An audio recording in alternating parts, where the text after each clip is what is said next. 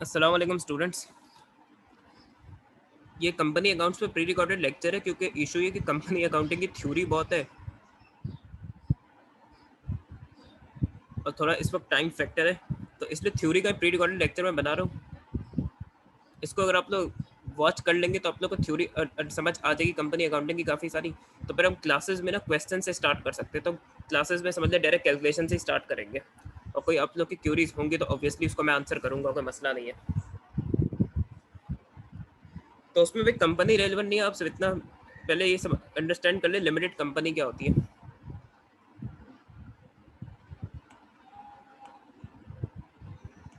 तो limited company एक separate legal entity होती है, एक एंटिटी होती है जो कि कंपनी एक्ट के अकॉर्डेंस में बनाई जाती है और उसके अंदर कंपनी और उसके ओनर को टू सेपरेट एंटिटीज के तौर पे ट्रीट किया जाता है। इसका मतलब in the eyes of law company की एक अलग आइडेंटिटी है और उसके ओनर की अलग आइडेंटिटी है। इसका एक और बेनिफिट ये है, लिमिटेड कंपनी की लिमिटेड लाइबिलिटी होती है। इसका मतलब ये है कि अगर कंपनी को अपने लोन्स रिपे नहीं कर पाई या कंपनी बैंकरप्ट हो जाती है तो कंपनी को अपनी रिमेनिंग लाइबिलिटीज पे करने के लिए सिर्फ ओनर्स की इन्वेस्टमेंट यूज़ होगी। ओनर्स के पर्सनल एसेट्स जो है वो प्रोटेक्टेड रहेंगे, उनकी पर्सनल प्रॉपर्टीज़ है, कार्स है, वाइफ की ज्वेलरी एक्सेट्रा, वो प्रोटेक्टेड रहेंगी। तो पर्सनल एसेट्स लोन रिपे करने के लिए यूज़ नहीं हो सकती, सिर्फ ओनर से जो इन्वेस्टमेंट कंपनी में की हुई है सिर्फ वो यूज़ होगी। तो एटलीस्ट पर्सनल एसेट्स प्रोटेक्ट हो जाते हैं। लिमिटेड लाइबिलिटी का ही बहुत बड़ा बेनिफिट है ओनर्स के लिए। इसके अलावा जब ये कंपनी फॉर्म की जाती है तो उस पक्ष को रजिस्टर करवाना पड़ता है रेगुलेटरी अथॉरिटी के साथ। इसके अलावा इसे ओन करते शेयर होल्डर्स और मेंबर्स, लेकिन इसे मैनेज करते डायरेक्टर्स और एम्प्लॉइज। शेयर होल्डर्स कंपनी की मैनेजमेंट में इन्वॉल्व नहीं होते,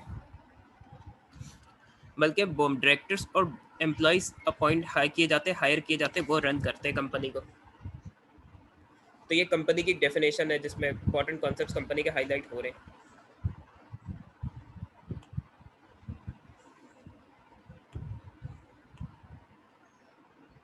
इसके अलावा ये कंपनीज दो टाइप की होती है, एक प्राइवेट लिमिटेड कंपनी होती है, एक पब्लिक लिमिटेड कंपनी होती है।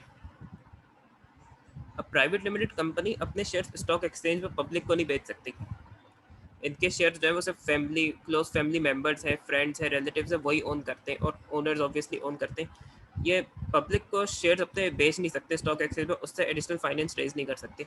Where as public limited company अपने शेयर्स स्टॉक एक्सचेंज में बेच सकती है जनरल पब्लिक को और उससे वो एडिशनल फाइनेंस रेज कर सकती है। तो ज़्यादातर छोटे मोटे बिजनेसेस जो है, इवन स्मॉल स्केल बिजनेसेस है या स्टार्टअप्स है या ये जो कॉल सेंटर्स हैं, ये लोग ज़्यादातर प्राइवेट लिमिटेड कंपनी के तौर पे रजिस्टर करवा लेते हैं क्योंकि लिमिटेड लाइबिलिटी का बेनिफिट एटलीस्ट वो एंजॉय कर लेते हैं कि इन्वेस्टमेंट सिर्फ यूज़ होगी, लोन्स रिपे करने के लिए पर्सनल एसेट्स प्रोटेक्टेड रहेंगे। तो इसलिए आजकल ट्रेंड है कि ज़्यादातर कंपनीज बिजनेसेस अपने आप को लिमिटेड कंपनी के तौर पे रजिस्टर करा लेते हैं, लेकिन इनको ज़्यादा लार्ज स्केल पे ऑपरेट नहीं करना होता, वो अपने आप को as private limited company register करवाते हैं। जिन बिजनेसेस के साथ पीवीटी एलटीडी या प्राइवेट लिमिटेड लिखा हुआ होता है, प्राइवेट लिमिटेड कंपनीज होती है। और पब्लिक लिमिटेड कंपनीज की एग्जांपल आपकी गुल अहमद है, सफार टेक्सटाइल मिल्स है, लकी सीमेंट है। ये बड़े लेवल पे ऑपरेट करती है, इनके शेयर भी स्टॉक एक्सचेंज में बिकते हैं और इनके आगे लिमिटेड लगा हुआ होता है, तो ये पब्लिक लिमिटेड कंपनीज है। Memorandum of article of association आप खुद रीड कर सकते हो, उस पर कोई ऐसी इंपॉर्टेंट चीज़ नहीं और ना वो सच पूछता है इतना। इसके बाद एक इंपॉर्टेंट चीज़ आप ये सुना होगा कि लिमिटेड कंपनी में शेयर्स बेचे जाते हैं, शेयर्स की ट्रेडिंग होती है और शेयर्स जो ओनरशिप रिप्रेजेंट करती है। तो शेयर्स का कॉन्सेप्ट ये कि एक्चुअली कंपनी की जो टोटल ओनरशिप है उसे इक्वल पार्ट्स पे डिवाइड कर दिया जाता है और हर पार्ट इक्वल्स वैल्यू का होता है। इसके बाद जो बंदा जितने शेयर्स खरीदेगा वो उतने परसेंट का वो ओनर हो जाएगा कंपनी का। ये जैसे बर्थडे केक की एग्जांपल है कि घर में बर्थडे केक आता हो, सपोज करें उसके आप लोग दो पांच फ्रेंड्स हैं, उसके पांच इक्वल पार्ट्स पे केक को डिवाइड किया गया तो हर बंदे को एक पार्ट मिलेगा उस केक का। तो वही कॉन्सेप्ट शेयर्स का भी कि ओनरशिप को डिवाइड कर दिया जाता है और जो इन्वेस्टर जितने शेयर्स खरीद सकता है वो उतने अपने रिसोर्सेज के हिसाब से शेयर्स खरीद लेता है, ताकि हर टाइप का बंदा कंपनी में इन्वेस्ट करे। जिसके पास कम इन्वेस्टमेंट होगी वो कम शेयर्स इन बाय कर लेगा, जिसके पास ज़्यादा इन्वेस्टमेंट है वो ज़्यादा शेयर्स बाय कर लेगा कंपनी के। तो ये है। और शेयर्स जो है वो ओनरशिप रिप्रेजेंट करते हैं कंपनी की। तो शेयर्स कंपनी के इक्विटी सेक्शन में लिए जाते हैं,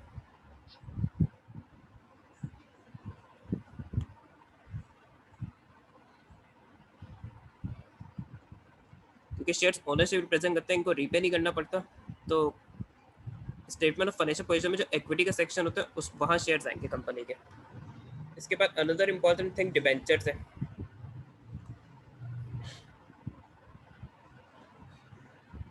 डिबेंचर्स में क्या करती है कि कंपनी पब्लिक से लोन लेती है, वो बैंक से या किसी फाइनेंशियल इंस्टीट्यूशन से लोन नहीं लेती, इंस्टेड वो जनरल पब्लिक से लोन लेती है। तो इसमें होता ही है कि जिसे डिबेंचर्स कंपनी के खरीदने हो वो कंपनी के डिबेंचर्स के लिए पे करेगा, और उसके बदले कंपनी उसको सर्टिफिकेट देगी। वो सर्टिफिकेट डिबेंचर होता है या डॉक्यूमेंट डिबेंचर होता है। उसमें लोन की अमाउंट मेंशन होगी, कितना इंटरेस्ट रेट मिलेगा इस डिबेंचर पे, और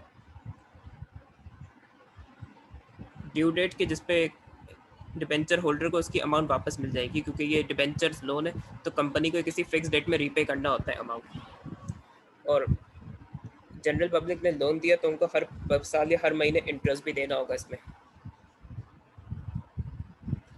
तो डिबेंचर्स कंपनी की नॉन करंट लाइबिलिटी होती है, तो उसे वहाँ लाइबिलिटीज में एज अ लाइबिलिटी ट्रीट करेंगे उसको। ऑल्दो अगर डिबेंचर रीपे करने में एक साल रह गए, सपोज करें 2000 कंपनी ने कोई डिबेंचर 2015 में पे किए थे और 2022 में उसे कोई डिबेंचर्स रीपे करने, और अभी सपोज एग्जांपल के तौर पे 2021 चल रहा है, तो अब डिबेंचर्स रीपे करने में एक साल रह गया। तो अगर डिबेंचर्स रीपे करने में सिर्फ एक साल या उससे कम का टाइम रह गया तो फिर उसे करंट लाइबिलिटी ट्रीट किया जाएगा। मेरे अगर डिबेंचर्स को पे करने में एक साल से ज़्यादा का टाइम बाकी है तो फिर हम नॉन करंट लाइबिलिटी ट्रीट करेंगे। तो डिबेंचर्स में कंपनी पब्लिक से लोन लेती है, क्योंकि बैंक्स के और फाइनेंशियल इंस्टीट्यूशंस की at times terms and condition ज़्यादा स्ट्रिक्ट होती है। इस पर कंपनी पब्लिक से लोन दे रही होती है, तो इसकी टर्म्स एंड कंडीशंस थोड़ी lenient होती है in comparison to bank loan या फाइनेंशियल इंस्टीट्यूशन के लोन के।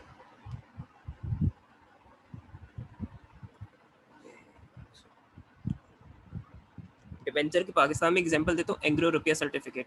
एंग्रो ने जो एंग्रो रुपया सर्टिफिकेट निकाला था वो एक्चुअली डिबेंचर था।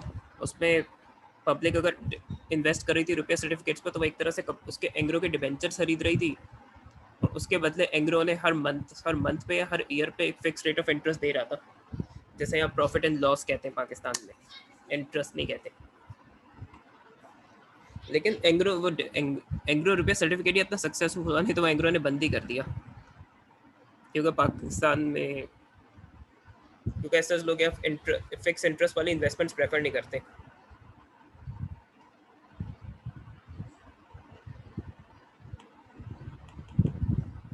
ये शेयर्स के और डिबेंचर्स के डिफरेंस है जो एट टाइम्स वो पूछ लेता है। शेयर होल्डर्स ओनर्स या मेंबर्स होते हैं कंपनी के, वेयर डिबेंचर होल्डर्स लेंडर होते हैं, उनको कंपनी उनकी अमाउंट कंपनी को रीपे करनी पड़ेगी फ्यूचर में किसी एक फिक्स डेट में।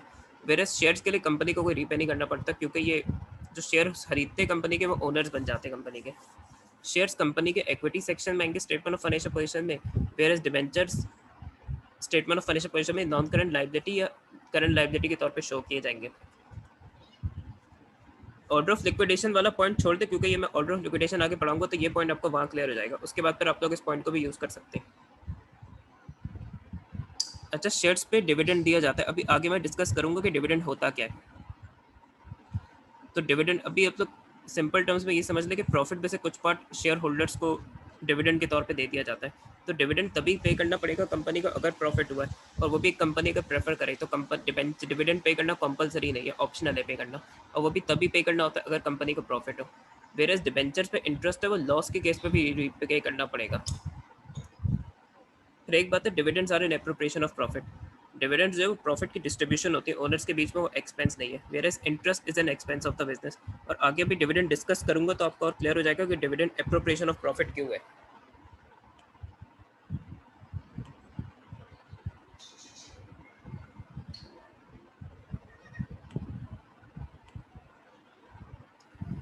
फिर है टाइप्स ऑफ डिबेंचर्स, ये भी वो पूछ लेता है। अब सबसे पहले सिक्योर्ड और मॉर्गेज डिबेंचर्स है। सिक्योर्ड और मॉर्गेज डिबेंचर्स में ये होता है कि आप पब्लिक उस पर कोई चीज़ सिक्योरिटी के तौर पे दे देते हैं। जैसे बैंक लोन के लिए सिक्योरिटी या कोई चीज़ गिरवी रखवानी पड़ती है, वैसे ही डिबेंचर्स पे अगर सिक्योर्ड या मॉर्गेज डिबेंचर्स है तो उस पर जनरल पब्लिक को आपको अपनी कोई चीज़ गिरवी रखवानी पड़ेगी या कोई चीज़ सिक्योरिटी के तौर पे देनी पड़ेगी जनरल पब्लिक को। जैसे लैंड है, कोई आपका प्लॉट है या कोई नॉन करंट एसेट है, उसे सिक्योरिटी या मॉर्गेज के तौर पे सिक्योर्ड या मॉर्गेज डिबेंचर्स में जनरल पब्लिक को दे सकते हैं। लैंड प्रेफरेंस होती है क्योंकि वो डेप्रिशिएट नहीं होता, ऑल्दो कोई और नॉन करंट एसेट भी हो सकता है। सारे डिबेंचर्स मॉर्गेज नहीं होते। अगर वो सेकंड है मॉर्गेज डिबेंचर है तो ही सिक्योरिटी या मॉर्गेज देनी पड़ेगी, वरना नहीं देनी पड़ेगी। फिर सेकंड है कन्वर्टेबल डिबेंचर्स। अब सपोज करें 2022 में एक कंपनी ने डिबेंचर्स रीपे करने, क्योंकि अब डिबेंचर्स की ड्यू डेट आ गई है। अब 2022 में कंपनी ने डिबेंचर होल्डर्स को उनका पैसा वापस करना है, क्योंकि डिबेंचर्स लोन है तो लोन रीपे करना पड़ता है। अब इसमें कंपनी डिबेंचर होल्डर को ऑप्शन देगी कि या तो वो अपना पैसा वापस ले ले लोन का, या वो उतने ही पैसों के शेयर्स ले ले कंपनी से। तो कंपनी तो कंपनी को अगर वो शेयर्स प्रेफर करता है तो कंपनी को लोन रीपे करना नहीं पड़ेगा, उतने ही अमाउंट के शेयर्स दे देगी उस डिबेंचर होल्डर को। तो कन्वर्टेबल डिबेंचर्स में डिबेंचर होल्डर के पास या लेंडर के पास ऑप्शन होता है कि या तो वो अपने लोन की अमाउंट वापस ले ले, या तो वो इस इतने ही पैसों के शेयर्स ले ले कंपनी से। और ऐसे ऑप्शन इसलिए ऐड किए जाते ताकि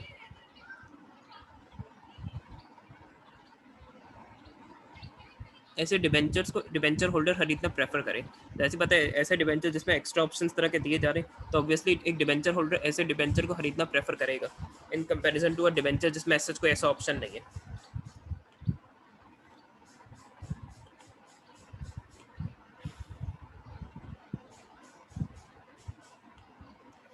अच्छा भाई, इससे पहले कि मैं आपको difference between ordinary and preference shares पढ़ाऊँ, उससे पहले हमें ये पढ़ना सेपरेटली जरूरी है कि ऑर्डिनरी शेयर्स क्या होते हैं, प्रेफरेंस शेयर्स क्या होते हैं।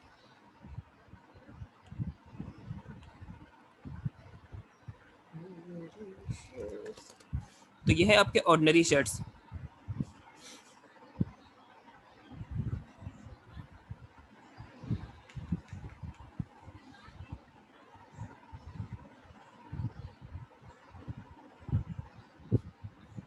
तो ordinary share holders actual company के एक्चुअल ओनर्स होते हैं, क्योंकि मैक्सिमम रिस्क बियर करते हैं तो मैक्सिमम रिवॉर्ड भी मिलता है।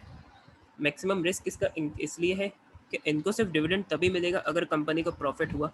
और अच्छा, एक और इशू है कि इनका डिविडेंड फिक्स नहीं है। कंपनी की मर्जी के वजह ज़्यादा डिविडेंड दे या कम डिविडेंड दे, तो इनको डिविडेंड फिक्स भी नहीं है। इसके अलावा ऑर्डर ऑफ लिक्विडेशन पढ़ाऊंगा, तो अगर कंपनी बैंकरप्ट हो जाती है तो इनको सबसे लास्ट में पैसे मिलते हैं। पहले कंपनी लोन्स रीपे करती है, प्रेफरेंस शेयर्स को रीपे करती है।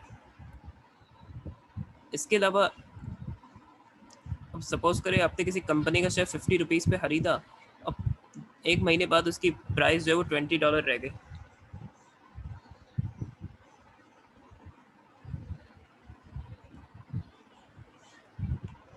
इसकी मैं एग्जांपल देता हूँ कि कंपनी को शेयर्स में लॉस कैसे हो सकता है।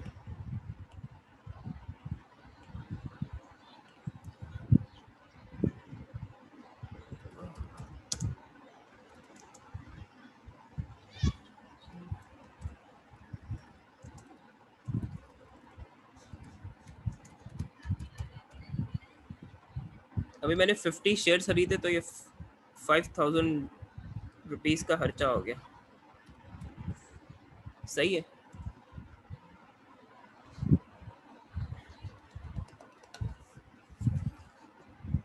अब सपोज करें अप्रैल 1 में मार्च के बाद इन शेयर्स की प्राइस गिर के $20 हो गई।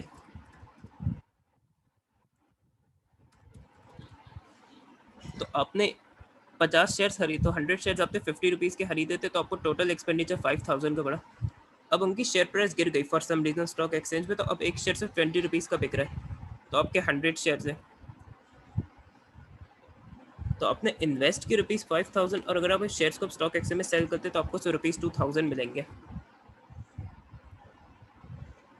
तो ये कैपिटल लॉस होता है कि अगर शेयर प्राइस गिर जाए तो उसकी वजह से आपको इन्वेस्टमेंट पे लॉस होगा। तो इस पे अराउंड ₹3000 का लॉस है, क्योंकि 5000 के जो शेयर आपने खरीदे थे वो सिर्फ ₹2000 के रह गए, या आपने ₹50 का एक शेयर खरीदा था वो सिर्फ ₹20 का रह गया एक शेयर। तो ये भी एक ऑर्डिनरी शेयर्स पे रिस्क होता है। तो ये मैक्सिमम रिस्क इसका इस तरह होता है, इसलिए शेयर्स रिस्की इन्वेस्टमेंट होती है। मैक्सिमम रिवॉर्ड है कि अगर प्रॉफिट ज़्यादा होगा तो अपेरेंटली को डिविडेंड भी ज़्यादा मिलेगा। जनरली कंपनीज को अगर प्रॉफिट ज़्यादा होता है तो वो फिर डिविडेंड भी ज़्यादा देते हैं अपने शेयर होल्डर्स को। और अगर शेयर प्राइस डिक्रीज, जब मैंने आपको डिक्रीज होने की एग्जांपल दी कि ₹50 से ₹20 पे आ जाए, तो ये ₹50 से 80, 100, ₹200 पे भी जा सकती है। तो अगर शेयर प्राइस इंक्रीज होती है तो फिर इनको कैपिटल गेन भी होगा। तो, तो उस केस में आपने इन्वेस्ट कम किया था, अब शेयर्स आप बेचेंगे तो आपको मिलेगा ज़्यादा अमाउंट, तो ये कैपिटल गेन होता है। इसके बाद सेकंड नंबर पे प्रेफरेंस शेयर्स। अब इन शेयर्स को हाइब्रिड शेयर्स कहते हैं। अब आप लोगों ने प्रोबेबली हाइब्रिड कार्स को सुना होगा। हाइब्रिड कार्स को आप कन्वेंशनल फ्यूल पे भी चला सकते हैं, पेट्रोल वगैरह पे भी चला सकते हैं, और उसको आप सोलर पावर पे भी चला सकते हैं। तो जिनको ज़रा इन्वायरमेंटली फ्रेंडली होने का ज़्यादा शौक है, बनने का शौक है, वो उसको सोलर पे चलाना ज़्यादा प्रेफर करेंगे ताकि वो इन्वायरमेंट को सेव करें। क्योंकि आप पेट्रोल और इन टाइप के फ्यूल्स पे चलाते तो ऑब्वियसली उससे पोल्यूशन होती है इन्वायरमेंट में। तो ये हाइब्रिड कार में एक आपका बिल्कुल, तो हाइब्रिड कार बिल्कुल टेस्ला भी नहीं है और ना बिल्कुल वो पेट्रोल पे चलने वाली गाड़ी है।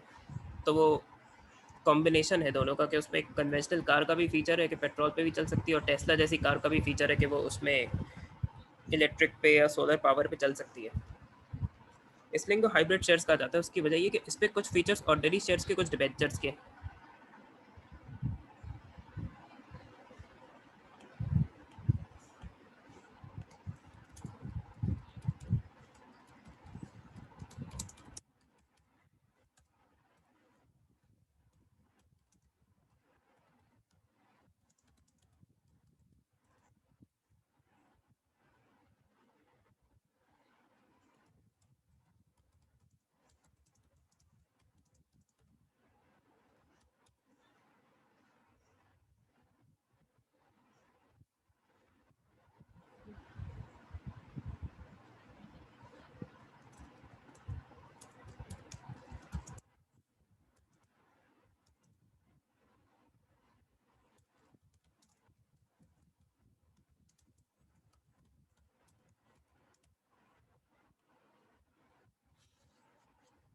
अब प्रेफरेंस शेयर्स के कॉमन फीचर्स क्या, इसमें एक फिक्स रेट ऑफ डिविडेंड होता है। प्रेफरेंस शेयर्स में डिविडेंड का रेट फिक्स्ड होता है।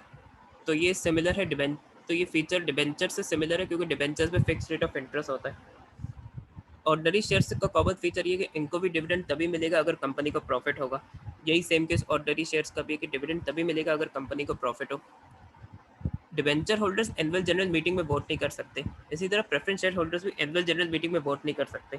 जबकि ordinary share holders annual general meeting में वोट कर सकते हैं इंपॉर्टेंट मैटर्स के लिए। और एक शेयर अगर इन्वेस्ट तो एक शेयर पे एक वोट होता है, तो हर इन्वेस्टर के पास जितने शेयर्स होंगे उतने वो वोट्स कास्ट कर सकता है इंपॉर्टेंट मैटर्स के लिए।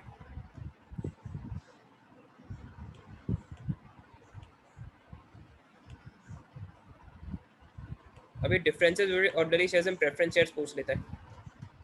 ऑर्डिनरी शेयर्स का डिविडेंड एक तो फिक्स नहीं होता। जैसा कंपनी या direct board of directors fit समझेंगे उतना डिविडेंड को दे देंगे। सबसे पहले प्रॉफिट होना चाहिए। वेर एज प्रेफरेंस शेयर्स का अगर प्रॉफिट है तो फिक्स रेट ऑफ डिविडेंड मिलेगा उन्हें।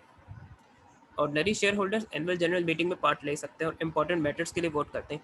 एनुअल जनरल मीटिंग में इंपॉर्टेंट मैटर्स की एग्जांपल है कि ऑडिटर्स के लिए शेयर होल्डर्स वोट कर सकते हैं।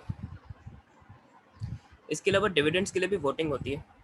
जो ऑर्डिनरी शेयर्स पे डिविडेंड है वो पहले अनाउंस किया जाता है या प्रपोज किया जाता है। इसके बाद अगर मेजॉरिटी शेयर होल्डर्स उसके लिए वोट करते हैं तो वो डिविडेंड अप्रूव होता है।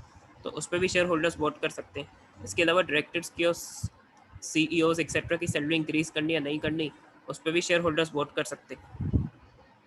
तो जिस इन्वेस्टर के पास जितने शेयर्स होंगे उतने वो वोट्स कास्ट कर सकते हैं इंपॉर्टेंट मैटर्स के लिए एनुअल जनरल मीटिंग में। इवन ऑडिटर भी शेयर होल्डर के वोट से आते हैं कंपनी में। Preference share holders annual general meeting में पार्ट नहीं दे सकते, ना उस पर वोट कर सकते।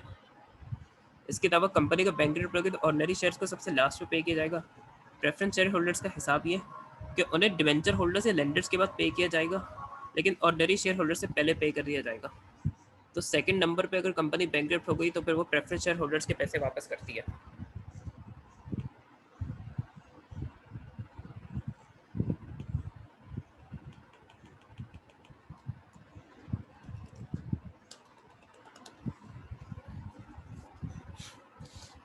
अब प्रेफरेंस शेयर्स के भी टाइप्स होती है जो ये सिलेबस पूछ सकता है आपसे ना थ्योरेटिकली, तो ये पता होना चाहिए आपको। सबसे पहले क्यूमुलेटिव। इसमें यह होता है कि सपोज करें 2018 में कंपनी ने डिविडेंड नहीं दिया प्रेफरेंस शेयर होल्डर्स को क्योंकि लॉस हो गया था या वट एवर रीज़न की वजह से। अब 2019 में शेयर होल्डर को 2019 का तो डिविडेंड मिलेगा ही। अब सपोज करें 2019 में प्रॉफिट हुआ तो शेयर 2019 में शेयर होल्डर को 2019 का भी डिविडेंड मिलेगा और 2018 का भी डिविडेंड मिलेगा जो पिछले साल उसे नहीं मिला था। तो अगर किसी पर्टिकुलर ईयर डिविडेंड नहीं मिला है तो नेक्स्ट ईयर का डिविडेंड तो मिलेगा, उसके अलावा प्रीवियस ईयर का डिविडेंड भी मिलेगा। तो क्यूमुलेटिव प्रेफरेंस शेयर्स में ये होता है कि किसी साल अगर डिविडेंड नहीं दिया तो वो नेक्स्ट ईयर में कैरी फॉरवर्ड कर दिया जाता है, और नेक्स्ट ईयर के डिविडेंड के साथ वो उस ईयर का डिविडेंड भी पे कर दिया जाता है शेयर होल्डर्स को। फिर होता है पार्टिसिपेटिंग प्रेफरेंस शेयर्स। इसमें ये कि फिक्स प्रेफरेंस शेयर होल्डर्स का डिविडेंड फिक्स्ड है, लेकिन किसी भी केस में अगर ऑर्डिनरी शेयर्स को ज़्यादा डिविडेंड मिला है इनसे, तो फिर उनको वो एक्स्ट्रा अमाउंट मिलेगी। अब इसमें मिसाल है कि पार्टिसिपेटिंग प्रेफरेंस शेयर होल्डर्स का 10% डिविडेंड रेट फिक्स्ड है, लेकिन किसी पर्टिकुलर ईयर में ऑर्डिनरी शेयर होल्डर्स को 15% डिविडेंड मिल गया, तो आई थिंक सो हम ये कह सकते हैं कि ऑर्डिनरी शेयर होल्डर्स को 15% ज़्यादा डिविडेंड मिला है प्रेफरेंस शेयर होल्डर से।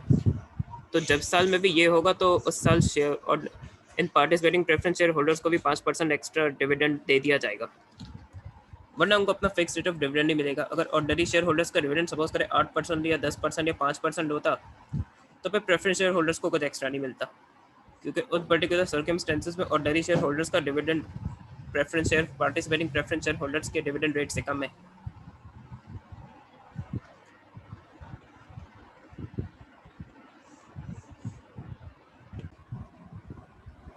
तो ये होगा पार्टिसिपेटिंग प्रेफरेंस। उसके बाद रिडीमेबल प्रेफरेंस शेयर्स होते हैं।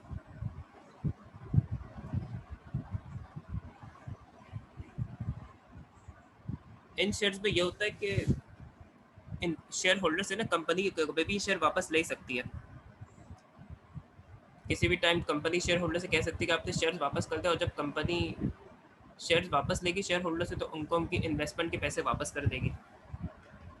रिडीमेबल प्रेफरेंस शेयर्स का एक रीज़न हो सकता है, एक्चुअली स्टॉक एक्सचेंज में ये चलता है कि अगर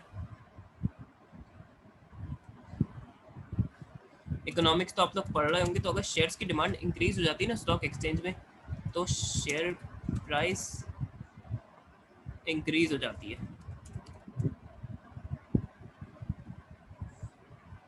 और शेयर्स की अगर सप्लाई बढ़ जाए स्टॉक एक्सचेंज में,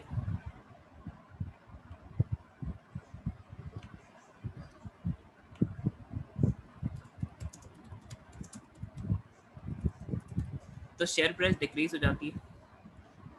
तो रिडीमेबल प्रेफरेंस शेयर से बेनिफिट ये होता है, कंपनी को लग रहा है कि उसकी प्रेफरेंस शेयर्स की सप्लाई बढ़ गई है मार्केट शेयर स्टॉक एक्सचेंज में, जिसकी वजह से शेयर प्राइस डिक्रीज हो रही है, तो कंपनी शेयर होल्डर से वापस ले लेगी, उनको उनके पैसे वापस कर देगी। अब इसका इफेक्ट क्या होगा कि शेयर्स की सप्लाई डिक्रीज हो जाएगी स्टॉक एक्सचेंज में, और जब सप्लाई किसी चीज़ की डिक्रीज होती है तो फिर प्राइस दोबारा इंक्रीज होना शुरू हो जाती है।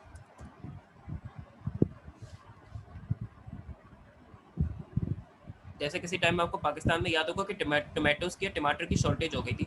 जब टमाटर की शॉर्टेज हो गई थी तो उसकी प्राइस बढ़ना शुरू हो गए थे।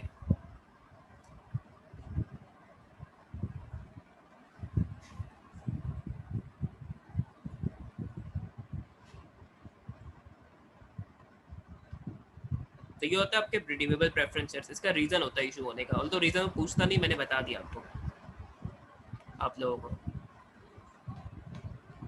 अच्छा, और एक बात याद रखिएगा कि रिडीमेबल प्रेफरेंस शेयर्स को करंट लाइबिलिटी या नॉन करंट लाइबिलिटी के तौर पर ट्रीट किया जाएगा, उसे हम इक्विटी सेक्शन में नहीं लेंगे।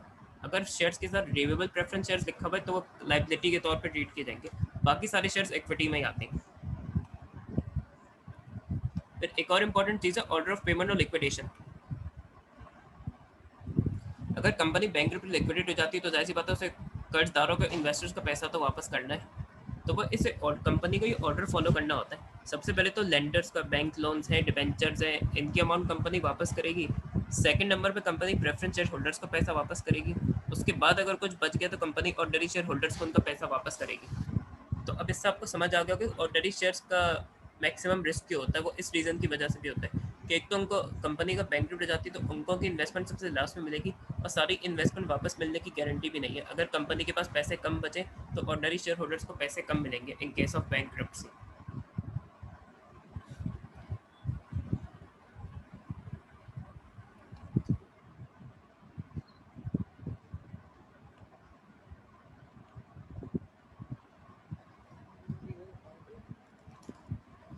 अब इसके बाद सबसे इंपॉर्टेंट चीज़ है ये ऑथोराइज शेयर कैपिटल और इशूड शेयर कैपिटल। जब कंपनी रजिस्टर होती है ना रेगुलेटरी अथॉरिटी से, पाकिस्तान में ये है securities and exchange commission of Pakistan, SECP।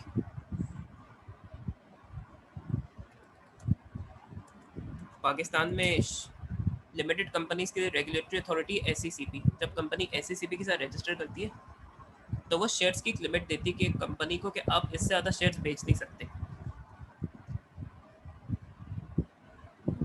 और उसको पार वैल्यू से मल्टीप्लाई कराते तो उसकी अमाउंट भी पता चल जाती है। पार वैल्यू भी मैं आगे डिस्कस करूंगा आप लोगों से। तो जो एक मैक्सिमम लिमिट अलाउड है कि इससे ज़्यादा आप शेयर्स बेच नहीं सकते हो, इतने वैल्यू से ज़्यादा कि आप शेयर्स बेच नहीं सकते, वो ऑथराइज शेयर कैपिटल होता है। जैसे मैंने एक्चुअल कंपनी की एग्जांपल लिखी है, गुल अहमद का authorise share capital 750 million shares है, और अगर उसको 10 रुपीज़ पार वैल्यू है तो उससे मल्टीप्लाई करें तो 7500 मिलियन बन जाएगी। फिर उसके बाद होता है इशूड शेयर कैपिटल। अब जो लिमिट एससीसीपी ने, रेगुलेटरी अथॉरिटी ने अलाउ की हुई, उसमें से कंपनी ने एक्चुअली कितने शेयर्स इशू कर दिए, वो इशूड शेयर कैपिटल होता है। जैसे गुल अहमद ने 750 मिलियन में से 356 मिलियन शेयर्स इशू किए हुए, तो स्टिल उसने जो शेयर्स इशू किए हुए वो बिलो द लिमिट है, और अगर उसे 10 से मल्टीप्लाई कराते तो अमाउंट भी आ जाएगी। अब मैं आपको एक्चुअल एक कंपनी की भी एग्जांपल दिखाता हूँ। अभी सेफायर टेक्सटाइल मिल है, ये पब्लिक लिमिटेड कंपनी है।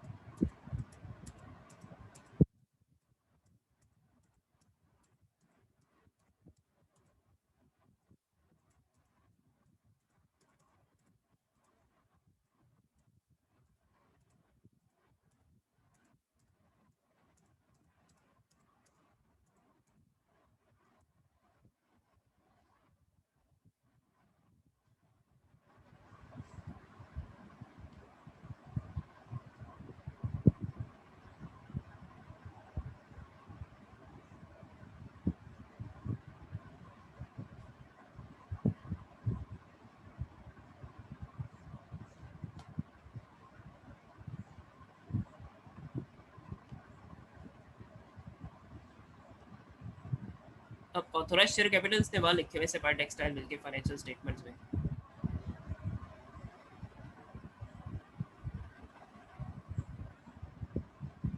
अब इसके ऑथराइज शेयर कैपिटल 35,000 इसका मतलब 35 मिलियन शेयर ऑथराइज है सेफायर टेक्सटाइल मिल के। 35 ऑथराइज शेयर कैपिटल, एक शेयर कोई ₹10 ईच है, इसकी ये पार वैल्यू होती है। पाकिस्तान में ज़्यादातर कंपनीज की पार वैल्यू पर शेयर ₹10 है।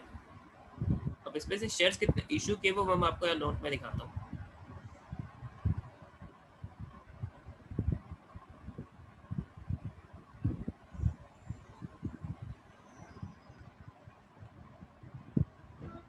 अब यहाँ उसने इशू शेयर कैपिटल दिए हुए, कंपनी ने शेयर्स कितने इशू किए हुए, 21 मिलियन, 22,168,979। इसका मतलब अराउंड 22 मिलियन शेयर्स उसने इशू किए हुए। तो 35 मिलियन में से 22 मिलियन शेयर इशू किए हुए उसने, तो issue share capital authorise share capital से नीचे। तो ये आपको मैंने एक्चुअल कंपनी की एग्जांपल भी दिखा दी।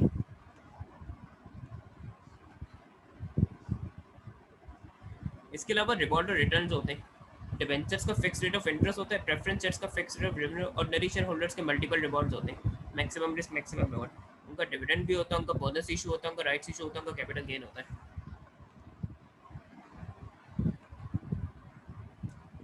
तो अब सबसे पहले समझने की कोशिश करते हैं कि डिविडेंड्स होते क्या है। जब कंपनी अपने सारे एक्सपेंसेस प्रॉफिट में से डिडक्ट कर देती है, आखिर में जो प्रॉफिट फॉर द ईयर बच जाता है वो टोटली बिलोंग करता है शेयर होल्डर्स के लिए, शेयर होल्डर्स को। तो अब उस प्रॉफिट, अगर कंपनी को प्रॉफिट हुआ है, आखिर में प्रॉफिट बच गया, तो उसमें से कुछ पोर्शन ना प्रॉफिट का शेयर होल्डर्स को रिवॉर्ड के तौर पे दिया जाता है, वो कहलाता है डिविडेंड। और डिविडेंड जो है वो शेयर होल्डर्स को थैंक यू के तौर पे दिया जाता है, that thank you for investing in this company, तो ये प्रॉफिट का कुछ पार्ट ले लें आप लोग। तो डिविडेंड कंपनी के प्रॉफिट में से कुछ पोर्शन रिवॉर्ड के तौर पे शेयर होल्डर्स को दिया जाता है। अब ये दो टाइप के होते हैं, इंटरिम और प्रपोज्ड।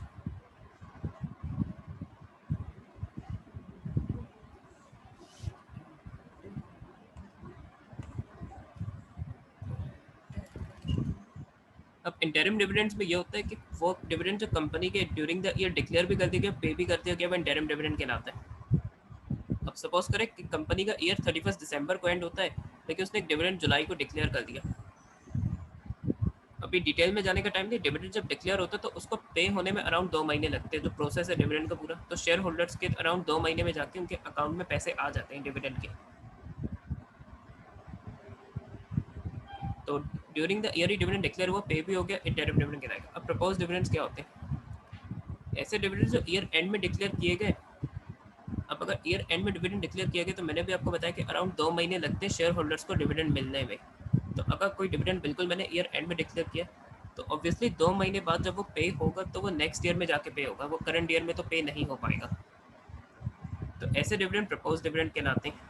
और IS 10 की डिटेल्स A2 में, AS में सब आपको इतना याद रखना है कि अगर करंट ईयर का प्रपोज डिविडेंड है ना, तो वो फाइनेंशियल स्टेटमेंट में एडजस्ट नहीं होगा, उसे हम स्ट्रेट अवे इग्नोर करेंगे, क्योंकि वो अनाउंस तो भी कर दिया लेकिन पे तो होगा नेक्स्ट ईयर में जाके, तो उसे हम एडजस्ट कहीं भी नहीं करेंगे। मैंने गुलामत की एग्जांपल भी दी है कि गुलामत का ईयर एंड होता है 30 जून को, लेकिन उसने एक डिविडेंड डिक्लेयर किया 18 सितंबर को, और फिर वो पे हुआ नवंबर में जाके।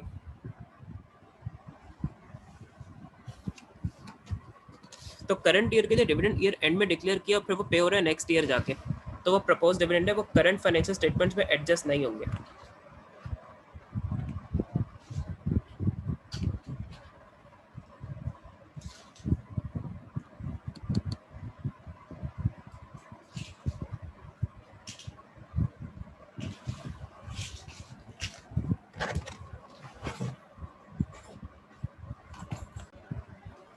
तो अब जो डिविडेंड्स एडजस्ट किए जाएंगे फाइनेंशियल स्टेटमेंट में, एक तो इंटरिम डिविडेंड ऑब्वियसली एडजस्ट होगा, क्योंकि वो इसी साल पे किया गया, इसी साल डिक्लेयर किया गया, इसी साल पे भी हो गया।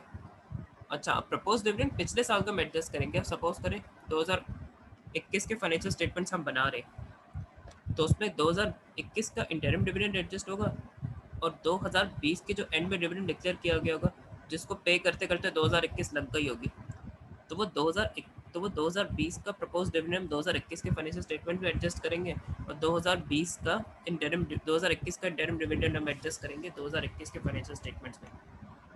ये चीज़ क्वेश्चन जब मैं कराऊंगा तो आप लोग और क्लियर हो जाएगी।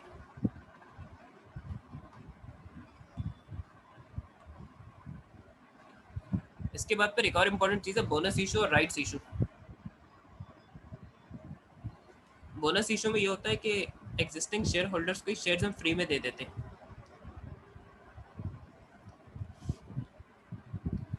उनसे कोई चार्ज भी नहीं करेंगे, और करंट जो शेयर होल्डर्स है ना, जिनको शेयर दिए हुए उन्हीं को कुछ शेयर्स हम फ्री में दे देंगे इसमें। और इसके लिए कंपनी कैपिटल रिजर्व यूज़ करती है, ये मैं आगे डिस्कस करता हूँ क्या होते हैं।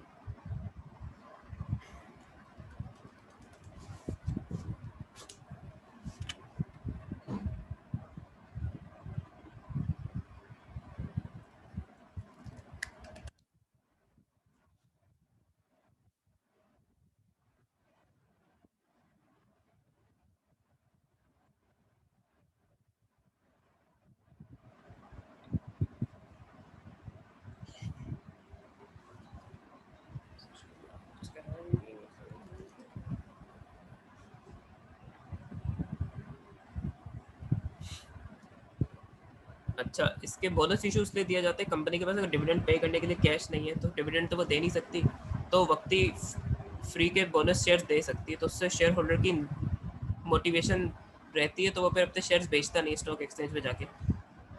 तो शेयर होल्डर्स की मोटिवेशन को मेंटेन करने के लिए बस को कंपनी बोनस शेयर दे देती है, और उसके पास अगर डिविडेंड पे करने के पैसे ना हो तो। इसके बाद होता है राइट्स इशू।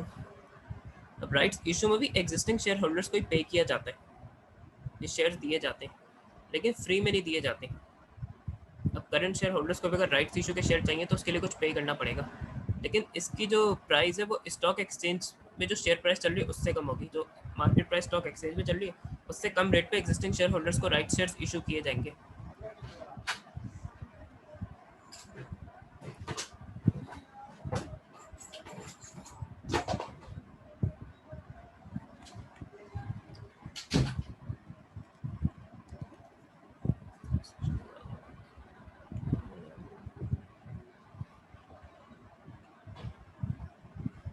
अब मैं इनके डिफरेंसेस बताता हूँ, पहले एग्जांपल एक्चुअल कंपनी की देता हूँ आपको, राइट्स इशू की और बोनस इशू की।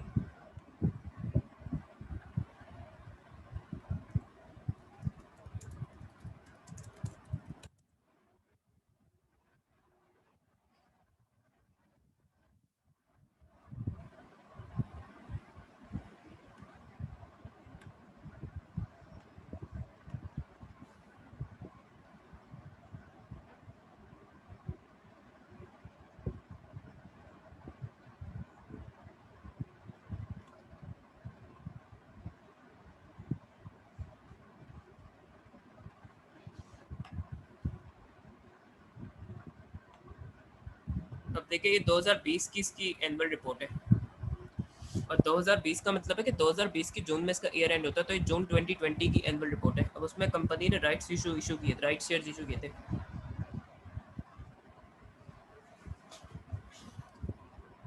जिसके पास 8 शेयर है उसे, जिसके पास 100 शेयर्स थे ऑलरेडी, उनको 8 शेयर्स दे दिए गए राइट्स इशू में, और एक शेयर हमने ₹400 का इशू किया। अब वैसे इसमें प्रीमियम तो है, प्रीमियम का कॉन्सेप्ट भी अभी आपको आगे बताऊंगा। अगर पार वैल्यू से ऊपर पे शेयर्स बेच रहे हो तो प्रीमियम होगा। अब इसकी पार वैल्यू ₹10 है, मैंने आपको दिखाया सफल टेक्सटाइल मिल की, लेकिन एक शेयर बिक रहा है ₹400 का राइट्स इशू में, तो उस पर 390 का प्रीमियम है। और ये मैं आपको दिखाता हूँ कि जो ₹400 का राइट्स इशू पे एक शेयर बेचा है, ये मार्केट प्राइस से कम पे बेचा है। तो उसके लिए मैं आपको स्टॉक एक्सचेंज की वेबसाइट से शो कर सकता हूँ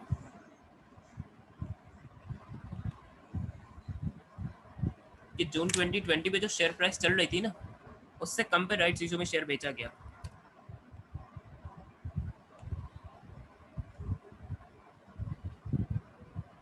ये आप इसका ट्रेडिंग सिंबल लिख सकते हैं, सेफायर टेक्सटाइल मिल का सेप्ट है।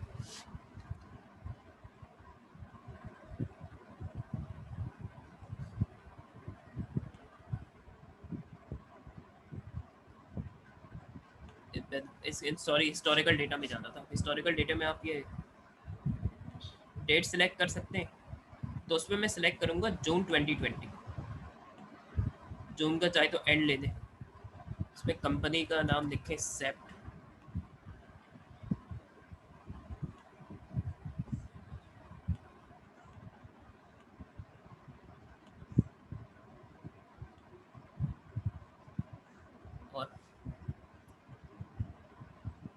और जो स्टॉक एक्सचेंज में 9 to 5 ट्रेडिंग चलती है, उसके बाद 5 बजे स्टॉक एक्सचेंज बंद होता है, जो फाइनल रेट होता है ना, वो क्लोजिंग रेट होता है। तो आप 30 जून को देख सकते हैं कि स्टॉक एक्सचेंज में इसकी एक शेयर की प्राइस है ₹816। तो अगर स्टॉक एक्सचेंज से आप शेयर खरीदते तो आपको ₹816 का पड़ेगा। जिन्होंने ऑलरेडी शेयर्स खरीदे हुए, क्योंकि rights issue existing share holders के लिए होता है या करंट शेयर होल्डर्स के लिए होता है, तो उनके पास अपॉर्चुनिटी थी कि वो ₹800 खर्च करने के बजाय ₹400 में शेयर खरीद लें राइट्स इशू के अंदर। तो इस तरह राइट्स इशू में कॉन्सेप्ट होता है कि मार्केट प्राइस से कम पे बेचा जाता है। और क्योंकि एक पास पेपर के क्वेश्चन में कॉन्सेप्ट टेस्ट हुआ है, इसलिए मैंने एग्जांपल आपको दी।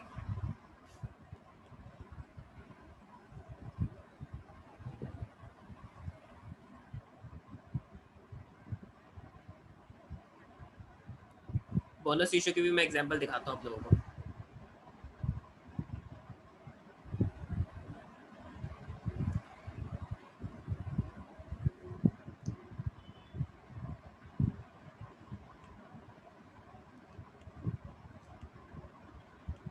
अब ये देखिए, जो उसने कुछ शेयर्स दिए हुए ना, इसमें से ये 13 मिलियन बोनस शेयर्स है। Ordinary shares of 10 each issued as bonus shares. जो टोटल उसने 22 मिलियन के शेयर्स इशू किए हुए, उसमें से अराउंड आपके 14 मिलियन शेयर्स आपके राइट बोनस इशू किए, तो ये फ्री में दिए गए हैं एग्जिस्टिंग शेयर होल्डर्स को।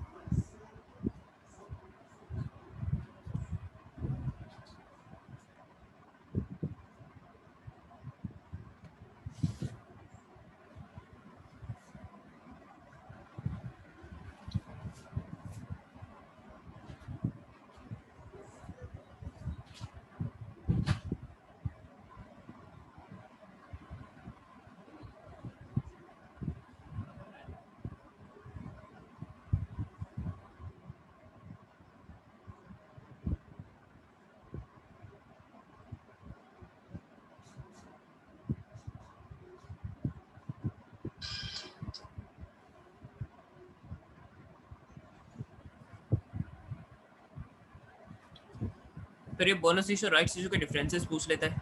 राइट्स इशू में शेयर होल्डर्स को पे करना पड़ता है शेयर्स के लिए, बोनस इशू मुफ्ते का होता है।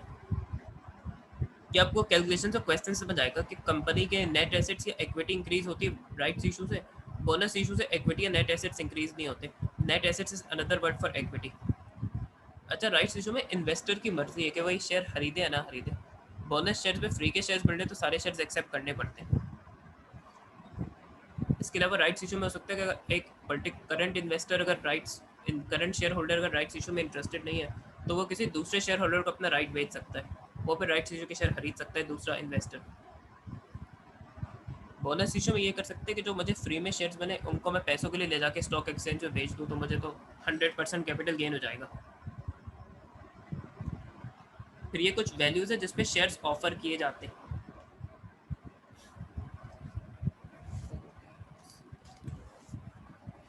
अच्छा, पार वैल्यू वो वैल्यू होती है जिसपे शेयर्स रजिस्टर होते हैं स्टॉक एक्सचेंज पे। जब कंपनी स्टॉक एक्सचेंज पे रजिस्टर करती है, पहले तो उसे एसईसीपी रेगुलेटरी अथॉरिटी से रजिस्टर करवाना पड़ता है कंपनी स्टार्ट करने के लिए। इसके बाद एक पब्लिक लिमिटेड कंपनी अगर अपने शेयर्स स्टॉक एक्सचेंज में बेचना चाहती है तो स्टॉक एक्सचेंज में से अलग से रजिस्टर कराना पड़ता है, जिसे लिस्टिंग भी बोलते हैं। तो उस वक्त कंपनी अपनी एक वैल्यू असाइन करवाती है कि हमारे शेयर कम से कम एटलीस्ट इतने का तो बगे, इससे कम पे नहीं बगे। उसके कुछ रीजन और कैलकुलेशन होती है, वो सिलेबस का पार्ट नहीं है। अब जैसे गुल अहमद की पार वैल्यू ₹10 है, इवन सफर टेक्सटाइल मिल की भी पार वैल्यू ₹10 है।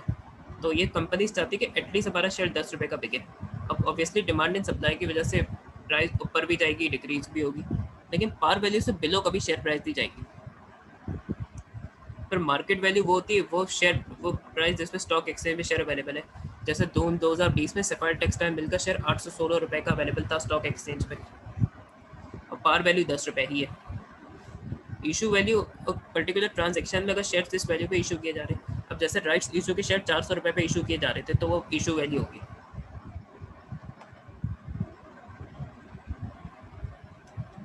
इस लेक्चर में लास्ट चीज मैं डिस्कस करूंगा वो रिजर्व्स हैं। सबसे पहले रेवेन्यू रिजर्व्स, और रेवेन्यू रिजर्व्स की ये टाइप्स ये हैं, रिटेन अर्निंग्स है, जनरल रिजर्व है, स्पेसिफिक रिजर्व है।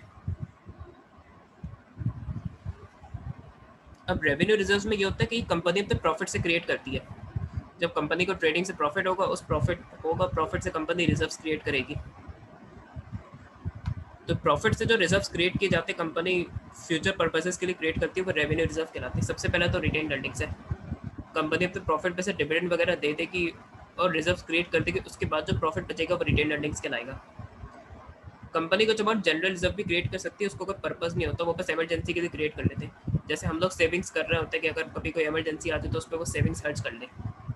फिर स्पेसिफिक रिजर्व होता है, ये किसी पर्पस के लिए क्रिएट किया जाता है आउट ऑफ प्रॉफिट्स। अब जैसे किसी घर में शादी ब्याह चल रही होती है तो उसके लिए स्पेसिफिक सेविंग्स करते हैं, उसके लिए अलग से पैसे जमा करते हैं, उसके लिए अलग से अमाउंट अलग साइड में करके रखते हैं कि ये पैसा हमें शादी में खर्च करना है। उसी तरह कंपनी भी किसी पर्टिकुलर पर्पस के लिए रिजर्व क्रिएट करेगी, या तो उसे फ्यूचर में कोई नॉन करेंट एसेट खरीदना है या डिविडेंड अपने मेंटेन रखने, तो उसके लिए जो रिजर्व बनाएगी वो स्पेसिफिक रिजर्व कहलाएगा। तो ये रेवेन्यू रिजर्व्स होते हैं, इसकी डेफिनेशन आप यहाँ नोट से पढ़ सकते हो। तो प्रॉफिट में से क्रिएट किए जाते हैं, और सारे रेवेन्यू रिजर्व्स डिविडेंड पे करने के लिए यूज हो सकते हैं, क्योंकि डिविडेंड आउट ऑफ प्रॉफिट दिया जाता है, और रेवेन्यू रिजर्व्स भी आउट ऑफ प्रॉफिट क्रिएट किए गए तो वो डिविडेंड पे करने के लिए यूज किए जा सकते हैं, इसलिए वो डिस्ट्रीब्यूटेबल रिजर्व्स कहलाते हैं।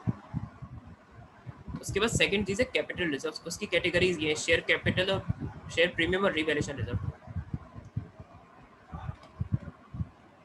शेयर प्रीमियम की आप लोग डेफिनेशन पढ़ ही सकते हैं। ये वो रिजर्व्स हैं जो किसी प्रॉफिट से क्रिएट नहीं किए जाते, बल्कि कुछ ऐसी स्पेसिफिक अकाउंटिंग ट्रांजैक्शंस होती है, ये बस उनकी वजह से ही क्रिएट होते हैं। जैसे कंपनी पार वैल्यू से अबव पे शेयर बेच रही है, जैसे सफायर टेक्सटाइल मिल की पार वैल्यू ₹10, लेकिन राइट्स इशू में एक शेयर ₹400 का बेच रही है, तो इसमें पार वैल्यू से ऊपर पे शेयर बिक रहा है, तो प्रीमियम की नौबत आ रही है, तो इससे शेयर प्रीमियम का रिजर्व क्रिएट होगा। ये एक पर्टिकुलर ट्रांजैक्शन की वजह से क्रिएट हो रहा है। इसके बाद सेकंड पे रिवैल्यूएशन रिजर्व, जो कि कैपिटल रिजर्व की सब कैटेगरी है। अब कंपनी अगर अपने नॉन करेंट एसेट की वैल्यू इंक्रीज कर रही है ना, क्योंकि इसकी मार्केट में वैल्यू बढ़ गई, तो उसकी वजह से ये भी अपनी नॉन करेंट एसेट की वैल्यू बढ़ा रही है, तो इसकी वजह से रिवैल्यूएशन रिजर्व क्रिएट होगा। फिर ये शेयर प्रीमियम को भी डिस्क्रिप्शन आप लोग पढ़ सकते हैं। तो आज मैं अपना लेक्चर, ये कुछ इंपॉर्टेंट कॉन्सेप्ट्स हैं, तो प्लीज़ आप लोग वीडियो देख के आइएगा, या फिर आप लोग नोट्स रीड कर लें, ताकि फिर मैं क्वेश्चन से स्टार्ट कर सकूँ। और कैलकुलेशंस हाँ सारी मैं समझाऊंगा, उसकी आप लोग फिक्र नहीं करें, लेकिन एटलीस्ट थ्योरी के कॉन्सेप्ट आप लोग अपने हद तक क्लियर करके आए। इस वीडियो को देख के और नोट्स भी चाहे तो पढ़ सकते हैं। अल्लाह हाफिज़।